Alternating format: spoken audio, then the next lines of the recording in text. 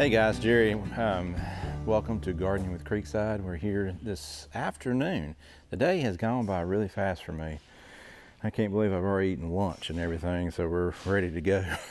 But we're here at production. Andrew and I have been in here busting our tails for the last 2 days, putting different systems together. I think a couple of weeks ago, Jenny talked about just the different things that we had to get done. We had to get some electrical going, we had to get plumbing going, we had to get our internet wire. So everybody asked, well, what was this internet wire that we were doing? You know that I think it was probably back in the end of summer, we ran fiber all the way from the barn we showed that to you in the video, to the annex. So I have a wireless system up there. So we brought, and just basically it's like a Cat 5 cable we brought down to production so we can have Wi-Fi down in this spot. But my point of today's video is I just want to kind of show you what's going on. I want to show you a good tip with the power planter. Also, I just want to spend a little bit of time talking about some of my favorite plants that are coming up, and mine are going to be annuals. I'm just going to tell you right now, I am a color guy. I love the color. We started growing when we were doing produce and taking it to the farmer's market. We needed a crop to bring in before our produce really got started. The first thing we did were petunias, and we did big petunia baskets. And I've always loved those colors, but I have since then switched. I've since switched from that type of petunia to the Proven Winner Super Petunias. There's a big difference between a Super Petunia and a wave petunia or a generated seed petunia. All your Super Petunias really come from a cutting, you know, either it's from a farm in Costa Rica or in Texas where the mother plant is. So why would you ask, Jerry, you're so excited about annuals or so excited about, you know, petunias or super petunias or wave petunias or other non-branded petunias on the market? And one of the main reasons is that every time you take that cutting from the mother plant, it is guaranteed, as close as guaranteed can be, that same color. Okay, it's going to be a consistent plant with a consistent vigor. That is why it is okay, and you will hear us come springtime, to keep trimming away at your petunias before the 4th of July, because those things are going to bloom all on new growth. So I'll give you a real tip real quick. Probably this year, I'm thinking one of my #1 favorites is going to be that new Vivid Orchid, I believe it is. It's a purple with a white outline in that petunia. That thing is something unique to the Proven Winner line. They don't have anything that's like it. We're really excited about that. When you put that in your landscape, you're going to bring in a really vibrant color. So anyway, we'll get on to some more plants here in a minute, but I want to go down here and just show you what we've been doing. So we've brought in some conduit, and we had a little bit of an issue with a lot of rain recently. You've heard us talk about we haven't gotten any rain. Well, we got 5 inches last week, and like it seemed like one night. So this 1.5 inch conduit filled up full of water, and then some mud got in it. So we have to run different utilities in here. So we had to take that out. We'll probably clean this, and we're going to reuse it later, but we're going to have to go ahead and lay new stuff down. But this is electrical line coming in through from underneath this sidewalk over here, going up, and this is going to be for the potty machine. So that'll give it power for the potty machine. You see this white pipe here in the trench. Now that white pipe is bringing water for a zone that I'm going to do some overhead sprinklers. So this is 1 inch PVC. The other one below there is my regular watering. So it's pulling the fertilizer water coming from production. So we'll have 2 lines for that in here, and we dug out a spigot. So that's what I want to show you, is that if you don't have a trencher and you're just doing some small trenches like what Andrew's been doing here as far as getting all this dug out, the power planter, and you hear Jenny talk about this with the 5 inch all the time. This has that heavy duty tip on it and the changeable blades, you know, and this is the regular one. This has got the longer flighting. This is the flighting on the auger. We've created one that is 32 inches long. It's Jenny's auger. and it has a shorter amount of flighting. It makes it a little bit lighter, and also it's just easier altogether. It is a digging machine. I mean, it just goes to town. But here you can see we've already, you know, dug out some trenches with this guy. You can see what you can do. Let's go over here, man. I don't want to mess up what Andrew's done. But he's digging out this spot here. We're gonna make a little spigot in the ground, so we can hook our hose right to it, and then that hose is go the whole length of the greenhouse, so we can fertilize both this bay and the next bay over, and then we're split off to this side, so for future on our production side where the potting machine is going to be. Over here we're coming in with, this is our electrical. We'll have a panel here. This panel here will control like all the heat, these sides that are all down in here, and it's nice and warm in here today. I mean, it did not take long. It was a little bit cool when we got in here early this morning, but it warmed up fast. So for instance, this is a trenching area that we need to go. So instead of bringing my, and I have a trencher, I have the Bobcat trencher. I didn't want to do that because it is going to make a large mess. But you can take the 5-inch and you just drill little holes, and you come right to the next hole like this. Come to the next hole, then to the next one, next. So you just keep doing holes like that, and then you bring your trenching shovel. So you'll need one of these because you got to get that dirt out.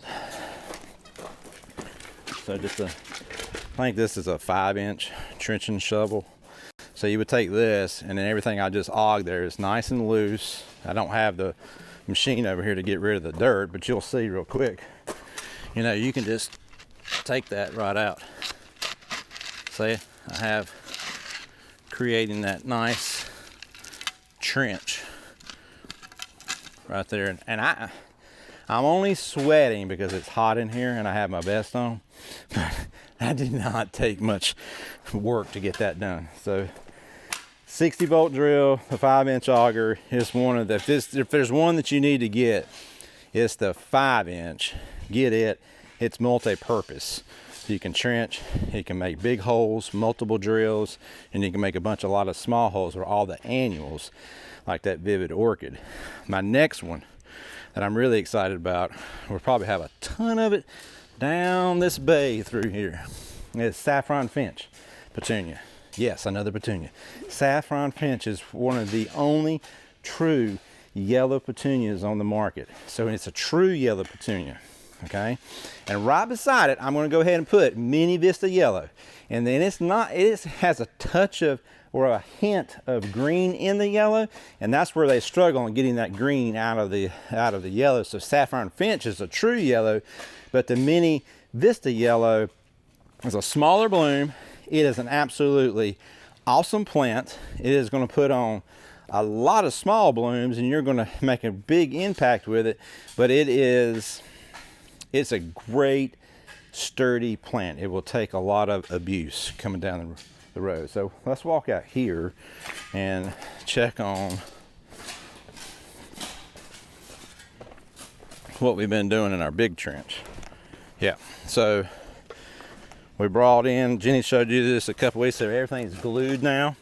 These are 2 overhead lines. There's a valve in our valve box up the way, coming to the timer over here that controls all this water on these 2.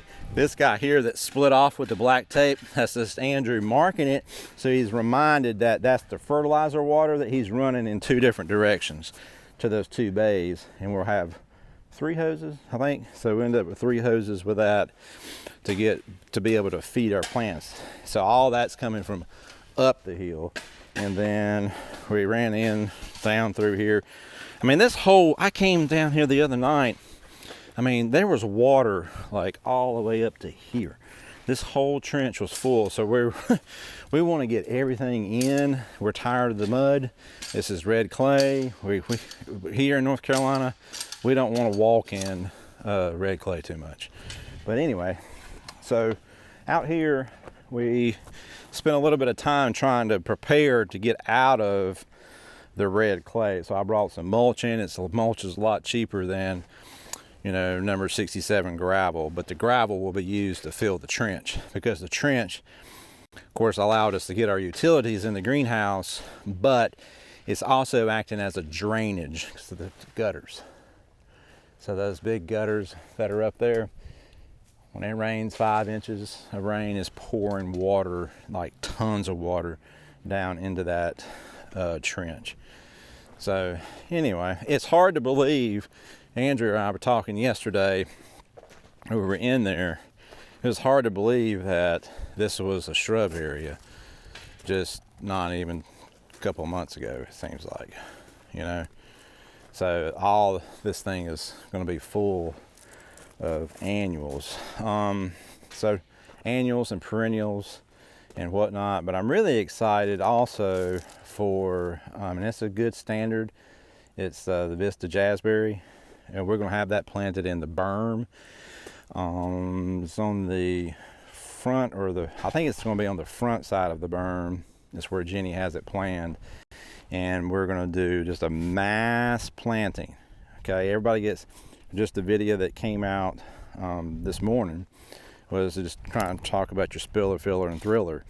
You know, this is just a monoculture. We're just going to blast it out into the landscape because the jazzberry is one of the #1 petunias you can grow in your landscape.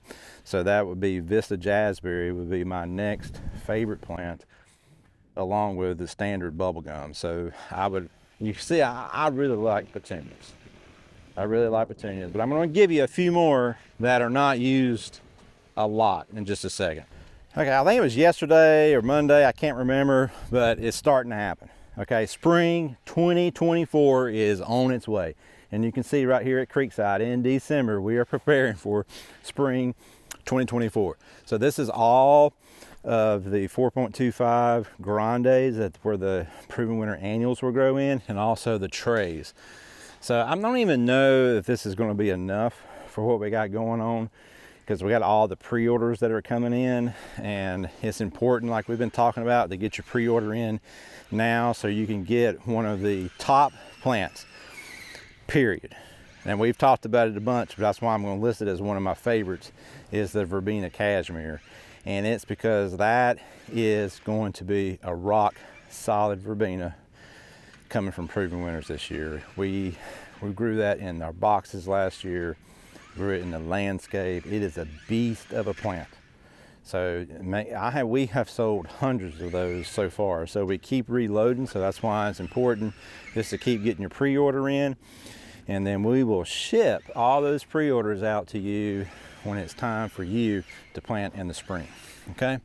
So anyways, so that's what we got going on here. We're preparing this greenhouse in the middle where we've been holding like all of the shrubs that you've been ordering, or that we've been showing. I think Jenny showed you some quick turn shrubs, or the quart shrubs that we were selling and shipping out. They were all in this greenhouse, and there it is. It's empty. So it's all empty. We've cleaned the signs. We are getting ready for spring growing 2024. So this will be, we'll load the greenhouse to my left, maybe to your right. I don't know. It depends on how that looks on the TV. I'm not sure.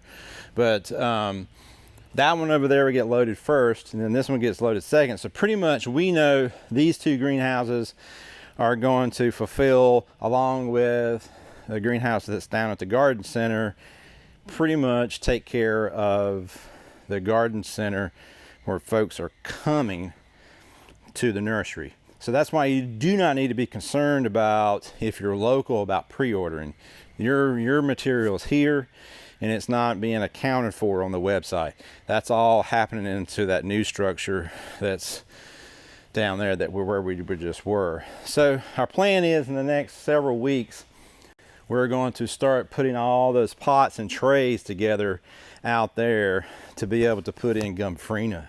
You know, Gomphrena is like a very lightly used plant, but it is one for the south, or one for the heat, one for really, I mean, you can say for any of us, but here in the south we can keep that thing going early, and it will last like all the way through into the fall with those little pink, and when people want to call them the flowers, and they're not. The pink is not the flower. It actually breaks off at the top with a little hint of yellow, and that is the actual flower. So that would be one of my top plants out of the annuals too, would be Gomphrena, and as Truffula Pink from Proven Winners. So it's a good one. You want to plant it in mass. You don't want to just plant one in a corner. You're not going to see it. You need to plant a mass of them, and if you get them in early, right after your last frost date, you'll have those plants producing the color the entire season, all the way right up to your last frost, okay, or your first frost in October for us. It's usually the end of October. This year it was the end of October. It came quick, but anyway, that would be a really excellent one. So what we would do in here is that we hope to get barcodes and start making zones of pots inside this greenhouse. So they already have the barcodes on them. So there'll be Truffula Pink here, you know, Vista Bubblegum, the Vivid Orchid, Verbena Cashmere, whatnot. And one of the most underutilized annuals is Cleome. So Senorita Blanca is a really good one. A lot of people don't use the Cleomes.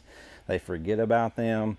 They get to the nursery, you will come here, and they'll be in a gallon, they'll be in a grande, and they will not look the best. It's because that plant wants to go. It wants to get in the ground, wants to grow, have plenty of room for its roots. That container, I can't give it enough fertilizer. I can't keep it healthy. So it looks a little bleak sometimes later on in the spring in a pot.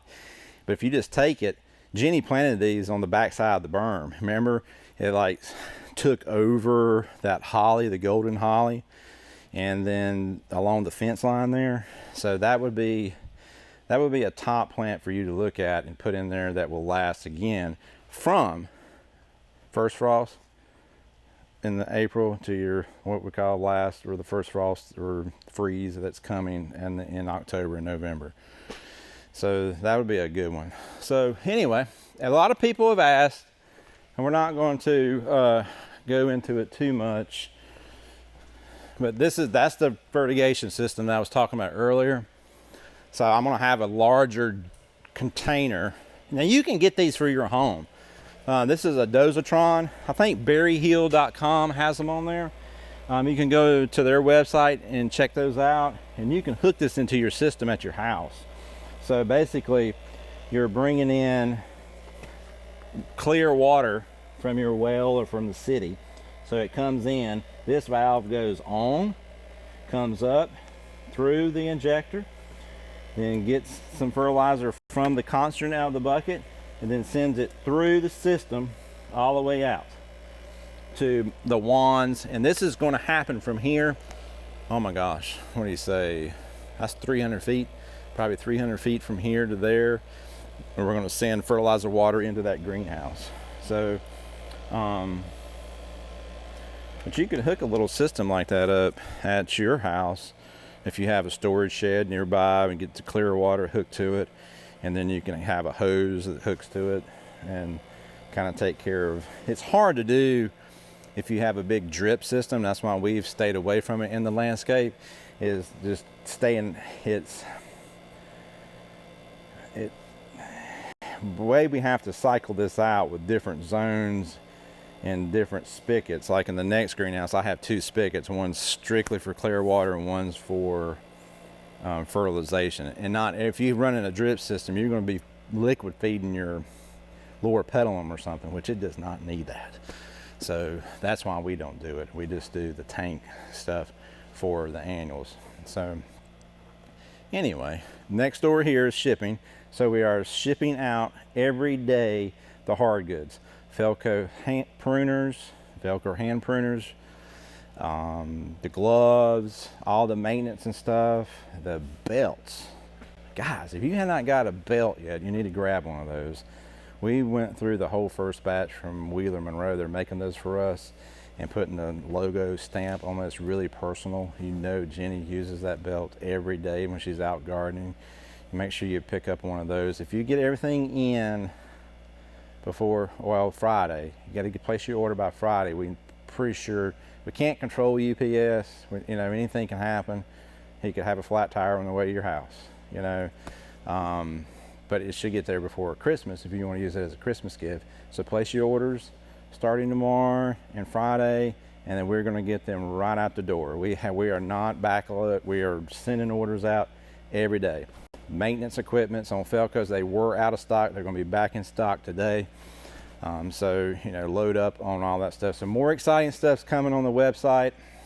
We've got some bundles that we're going to put together, and we got some different products that are coming. So, and more maintenance products that you see Jenny use every single week.